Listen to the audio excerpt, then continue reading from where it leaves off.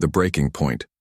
The red dwarf star cast an eerie glow across mining station Kepler 442b as Commander Sarah Chen watched another transport ship disappear into the void, carrying away 80% of their month's work.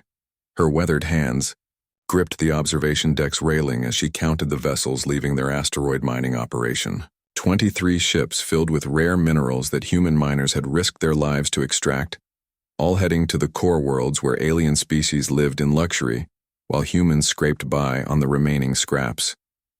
For over 2 centuries, humanity had been nothing more than a workforce to the Galactic Trade Federation. The great alien powers had discovered Earth when humans were still struggling with primitive space travel, and instead of offering partnership, they had offered servitude, disguised as protection. The Federation's golden promise was simple: work for us, and we will keep you safe from the dangers of the galaxy. What they didn't mention was that the greatest danger to humanity would become the Federation itself.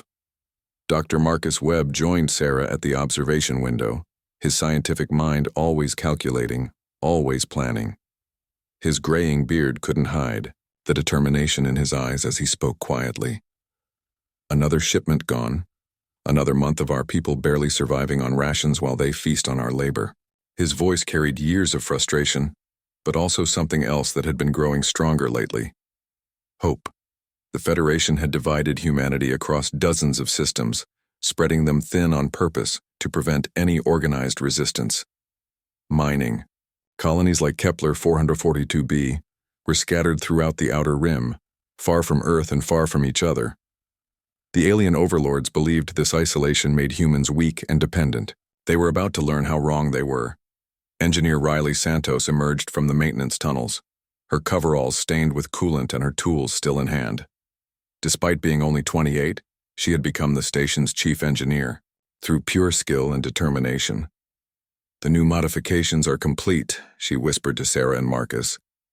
"Our communications array now has triple the range, and more importantly, it's completely invisible to Federation scanners." Sarah nodded approvingly. For months, human colonies across the galaxy had been secretly upgrading their technology, sharing innovations through hidden communication networks that the Federation never suspected existed.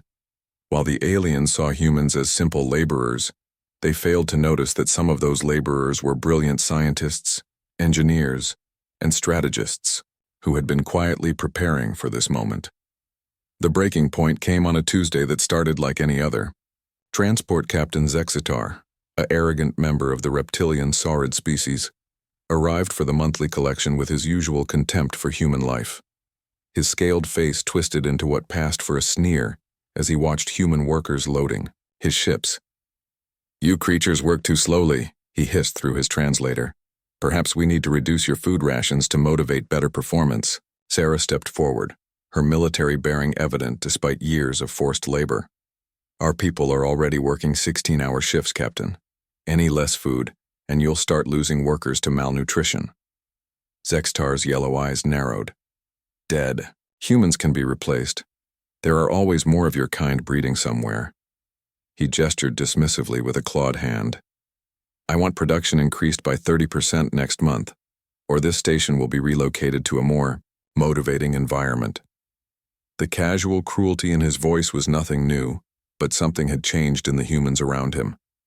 Where once there had been resignation and fear, now there was a cold, calculating anger. Sarah looked at the alien captain and made a decision that would echo across the galaxy. "No," she said simply. The word hung in the air like a challenge.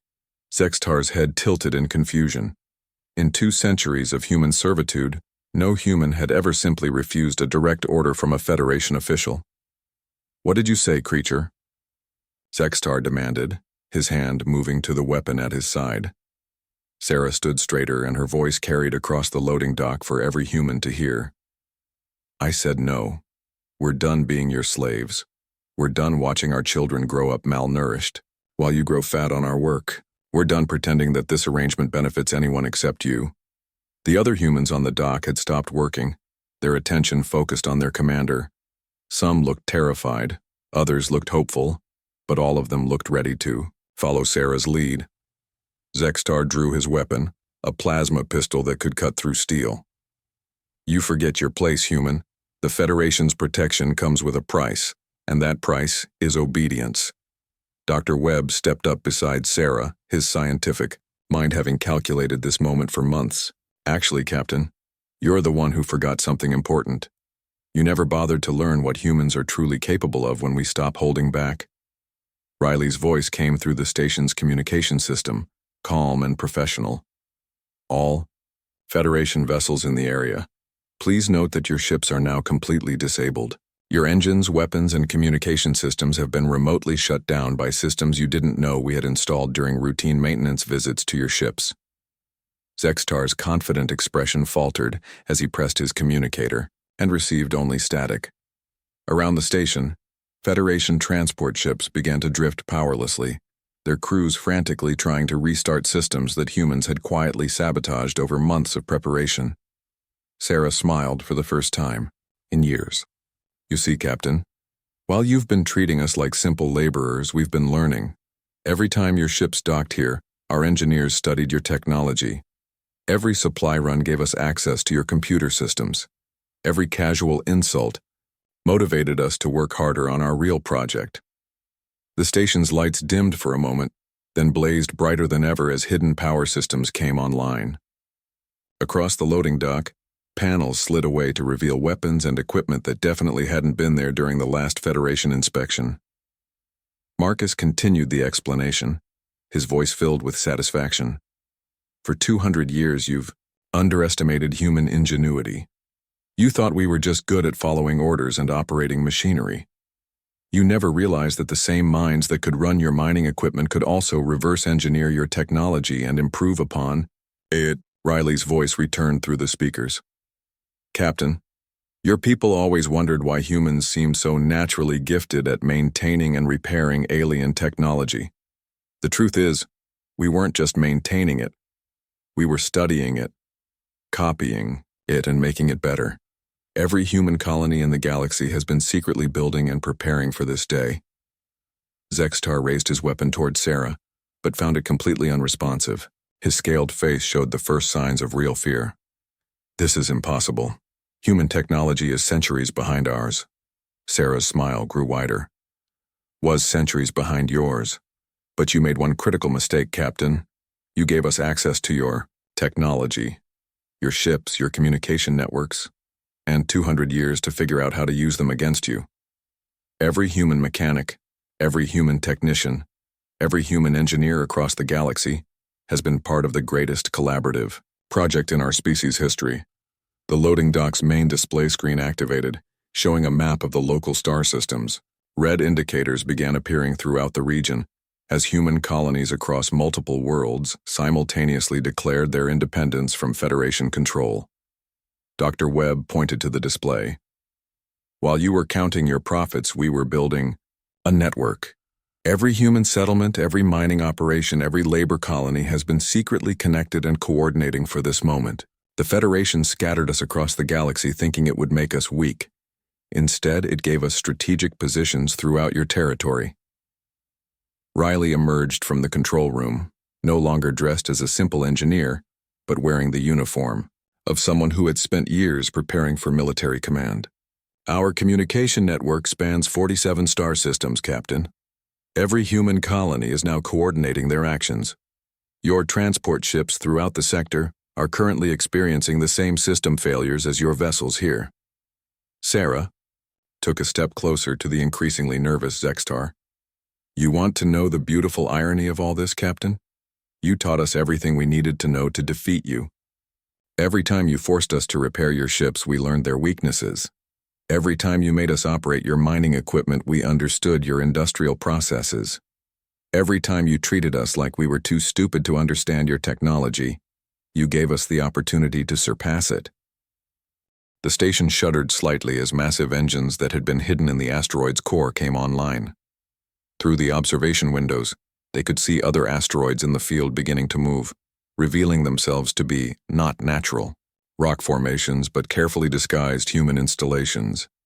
Marcus activated a handheld device that projected a holographic display. Let me show you what human ingenuity looks like when we have a goal to work toward.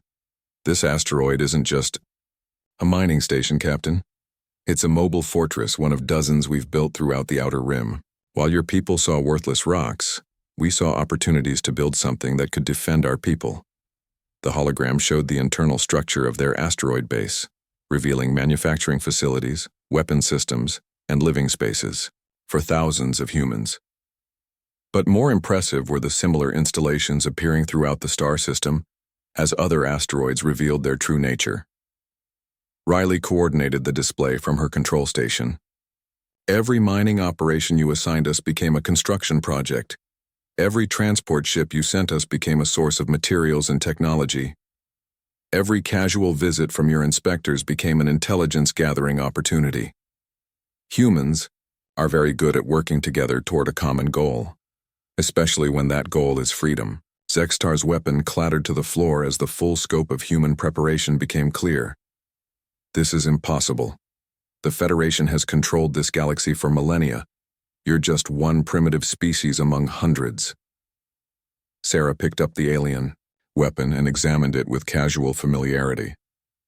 You're right about one thing, Captain. You have controlled this galaxy for a long time. But you made the mistake of assuming that control made you superior. You forgot that every great empire eventually faces someone who refuses to accept their place in the established order. The main communication system activated with an incoming transmission. The voice that emerged was crisp, professional, and unmistakably human. This is Admiral Elizabeth Harper of the Earth Defense Fleet, broadcasting on all Federation frequencies. After 2 centuries of patient endurance, humanity formally withdraws from all Federation agreements and treaties. Human colonies throughout the galaxy are now under the protection of Earth's military forces.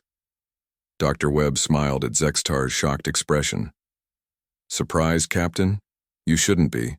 Did you really think that Earth was sitting idle while you enslaved our people throughout the galaxy? Every human colony has been sending intelligence, technology, and resources back to Earth for decades. While you were focused on extracting wealth from our labor, we were building something you never saw coming.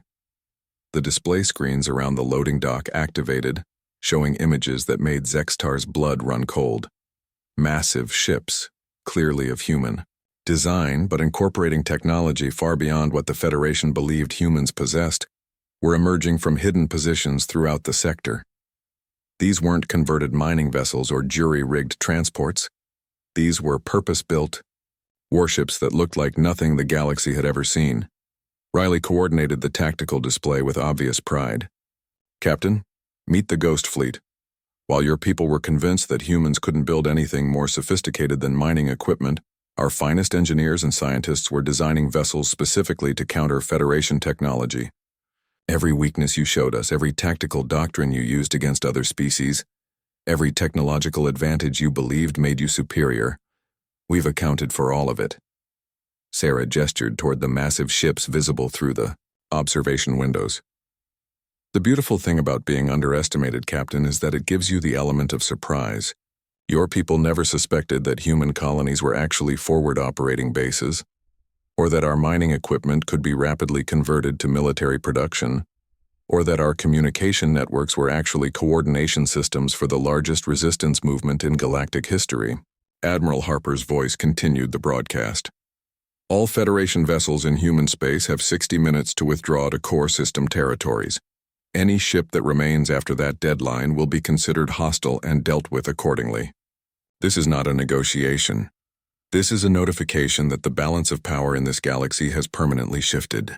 Zextar finally found his voice, though it came out as a strangled whisper. You don't understand what you're doing. The Federation has allies, resources, military forces that could crush your entire species.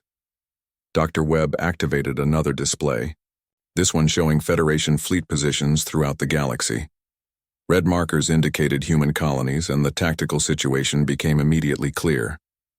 Actually, Captain, I think you're the one who doesn't understand the situation. Look at this map. Human colonies aren't just scattered randomly throughout Federation space. We're positioned at every major supply route, every strategic resource location, every critical communication hub. You didn't spread us out to weaken us. You gave us strategic control of your entire infrastructure. Sarah walked to the command console and activated the station's external defense systems. Weapon emplacements that had been disguised as mining equipment rose from hidden positions throughout the asteroid field. For 2 centuries, you've controlled this galaxy through economic and military superiority. But you made one fundamental error in your calculations. You assumed that humans would always be grateful for your protection and willing to accept our assigned role as your workforce. Riley brought up the final display, showing real-time status reports from human colonies across the galaxy. Every mining station, every labor colony, every transport hub with human workers is now a potential military asset. We've been preparing for this day since the moment the Federation first offered us their protection. Every human who accepted your terms knew that someday we would be strong enough to reject them. The asteroid station shuddered as its massive engines reached full power. Around them, dozens of other installations were moving into coordinated positions, transforming from scattered mining operations into the foundation of a military network that spanned multiple star systems. Admiral Harper's voice returned for a final announcement. The age of human servitude is over. The galaxy will now learn what happens when you underestimate human determination, human ingenuity, and human refusal to accept injustice as a permanent condition. We tried to coexist peacefully. We tried to fulfill our obligations under your treaties, but you mistook our patience for weakness and our cooperation for submission. Sarah looked directly at Zextar as the first human warships began their advance toward Federation positions. You wanted to know what humans are truly capable of, Captain. You're about to find out. The awakening storm. The silence that followed Admiral Harper's ultimatum lasted exactly 12 minutes. Then the galaxy exploded into chaos as the Federation's leadership realized that their most productive labor force had just become their most dangerous enemy. Emergency broadcasts flooded communication networks as Federation officials tried to comprehend how an enslaved species had managed to build a military force capable of challenging galactic authority. Captain Zextar remained on mining station, Kepler 442b, now effectively a prisoner aboard what he was beginning to understand had never been just a mining facility. Through the observation deck windows, he watched in growing horror as the asteroid field transformed into a military formation. Rocks that had seemed like natural debris revealed sophisticated camouflage systems, weapon batteries, and propulsion, units that moved them into coordinated attack positions. Commander Sarah Chen stood beside him, no longer hiding her military bearing. You know what the truly beautiful part of this is, Captain? Your own inspectors certified every piece of equipment we used to build these installations. Every time your people came to check our mining quotas, they walked past weapon systems, communication arrays, and defensive positions without ever realizing what they were looking at. Dr. Marcus Webb was coordinating with human colonies throughout the sector, his scientific background proving invaluable for managing the complex logistics of simultaneous operations across multiple star systems. Sarah, we're receiving confirmation from 38 colonies. Operation Homecoming is proceeding exactly as planned. Federation forces are withdrawing from 7 systems, but they're massing for counterattacks in 3 others. Riley Santos had transformed the mining station's control room into a military command center. Her engineering expertise now focused on coordinating the Ghost Fleet's movements. Admiral Harper is requesting tactical data on Federation fleet dispositions. Our scouts are reporting some interesting developments in the core systems. It seems the Federation's allies aren't as unified as they pretended to be. Sarah activated the main communication system, linking directly to Admiral Harper, aboard the flagship of Earth's secret fleet. The Admiral's image appeared on the screen, showing a woman in her 50s whose calm demeanor couldn't hide the fierce intelligence behind her eyes. Commander Chen, excellent work on your end. The Kepler system is now completely under human control, and your asteroid fortresses are providing exactly the defensive coverage we anticipated. Admiral Harper smiled grimly. Captain Zextar, I believe you're still our guest. Please inform him that his ship's crew is being treated according to human standards of prisoner care, which I assure him are considerably more humane than Federation standards. Zextar finally managed to speak, his voice cracking with disbelief. This is impossible. Earth was under Federation monitoring. our intelligence services would have detected military construction of this magnitude. Admiral Harper's smile grew wider. Captain, your intelligence services saw exactly what we wanted them to see. Every Federation spy satellite, every monitoring station, every inspection visit was carefully managed to show you mining operations, agricultural colonies, and research facilities. You never suspected that our mining ships were actually mobile, construction platforms, or that our research facilities were weapons development centers. Dr. Webb brought up a holographic display showing Earth's solar system. Captain, let me explain how humans approach long-term planning. 200 years ago, when the Federation first offered us protection, our leaders made a decision. We would accept your terms publicly, while privately preparing for the day when we would be strong enough to reject them. The display zoomed in on various points throughout Earth's solar system, revealing massive installations that had been hidden behind asteroids, inside artificial structures, and within seemingly natural phenomena. Every human colony that accepted Federation relocation was actually volunteering for the greatest intelligence-gathering operation in galactic history. While you thought you were scattering us to prevent organized resistance, we were building a network that spans 47 star systems. Riley coordinated a new display showing real-time tactical data from across the galaxy. Captain, your Federation currently maintains military superiority through control of key strategic resources and trade routes. But look at this map. Human colonies are positioned at 60% of those critical locations.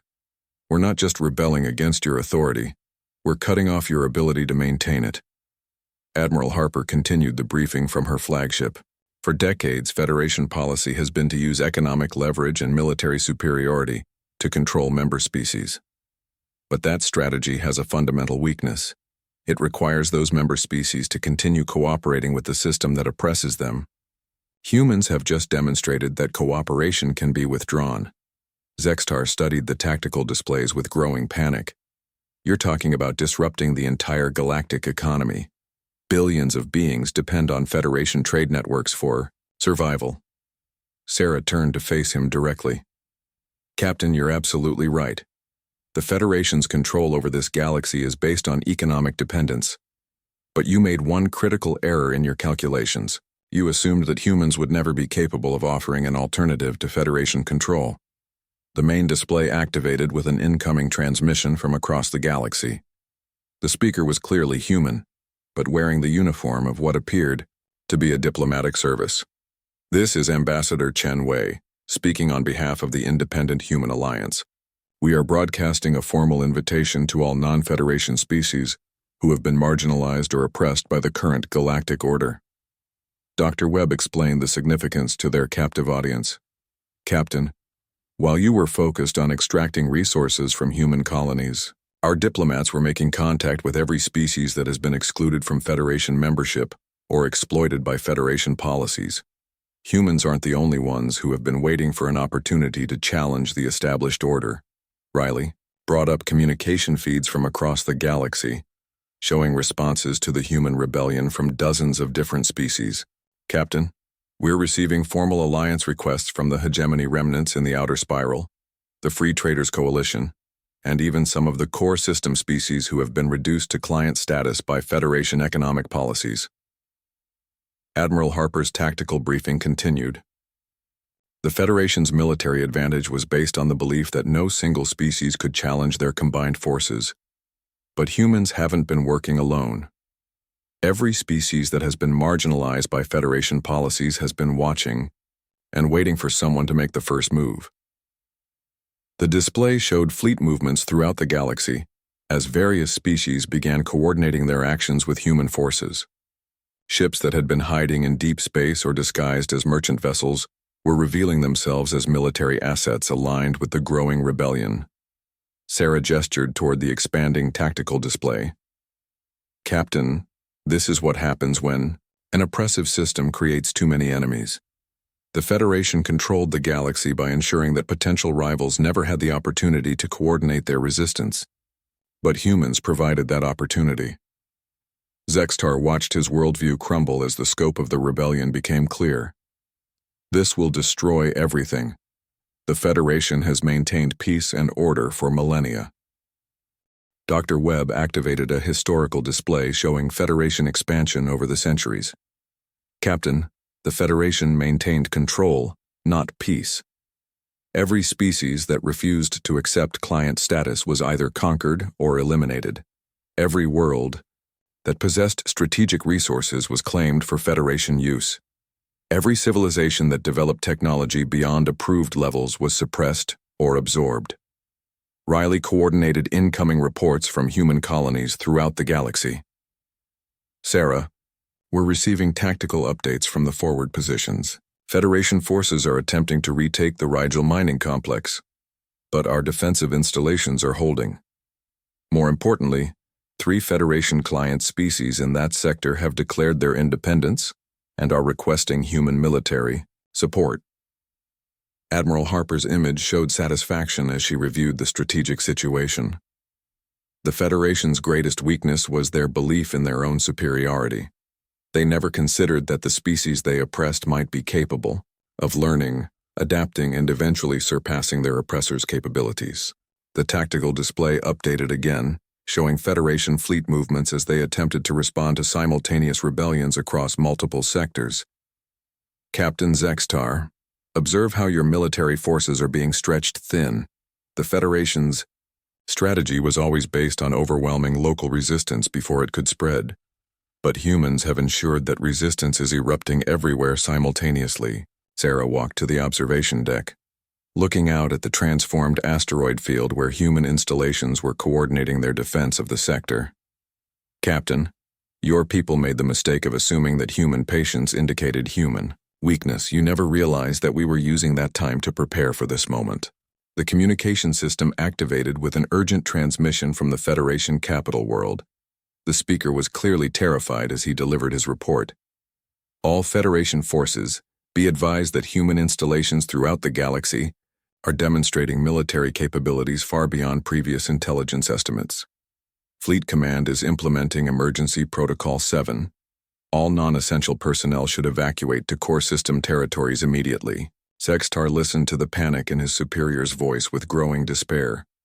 You don't understand what you've done. The Federation isn't just a government, it's the foundation of galactic civilization.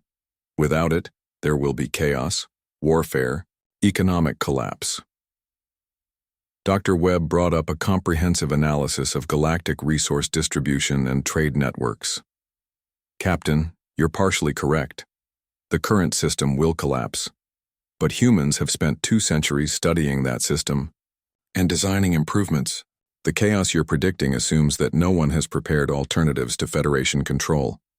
Riley coordinated a new display showing the expanding network of species aligned with the human rebellion. Captain, look at this alliance structure. Every species joining us brings specific capabilities, resources, and knowledge that complement human strengths.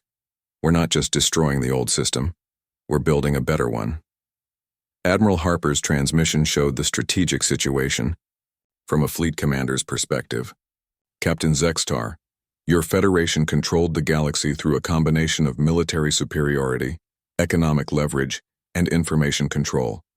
Humans have systematically undermined all 3 foundations of that control. The display showed human technological achievements that had been developed in secret over the past century, weapon systems that incorporated the best aspects of Federation technology while addressing its weaknesses, defensive installations that could withstand bombardment from Federation fleets, communication networks that were immune to Federation jamming or surveillance. Sarah returned to the command center as reports continued arriving from across the galaxy. Captain, the most important thing you need to understand is that this isn't a temporary rebellion. This is a permanent shift in the balance of galactic power. Humans have demonstrated that the Federation's control was based on consent, not inherent superiority, and that consent has been permanently withdrawn. The main display activated with a final transmission from Admiral Harper. All human forces, this is Fleet Command. Operation Homecoming has achieved its primary objectives. Human colonies throughout the galaxy are now under the protection of Allied forces, and Federation military capabilities have been neutralized in 31 star systems. Zextar collapsed into a nearby chair as the full scope of his species' defeat became clear. In one day, you've destroyed the work of millennia. Dr. Webb looked at the alien captain with something approaching sympathy. Captain, we've freed the galaxy from a system that treated sentient beings as resources to be exploited. The work of millennia that you're mourning was built on the suffering of billions of beings who deserved better. Riley brought up the final, tactical display, showing the new balance of power throughout the galaxy. Captain, your Federation still exists, but it no longer has the ability to enforce its will on unwilling populations. The galaxy now has a choice about how it wants to be governed. Sarah stood before the observation windows watching as human ships coordinated with vessels from dozens of allied species. Captain, humans tried to coexist peacefully with the Federation for 2 centuries. We fulfilled our obligations, contributed our labor, and accepted our assigned role in your system.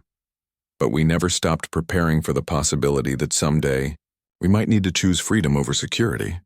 Admiral Harper's final transmission carried a tone of quiet satisfaction.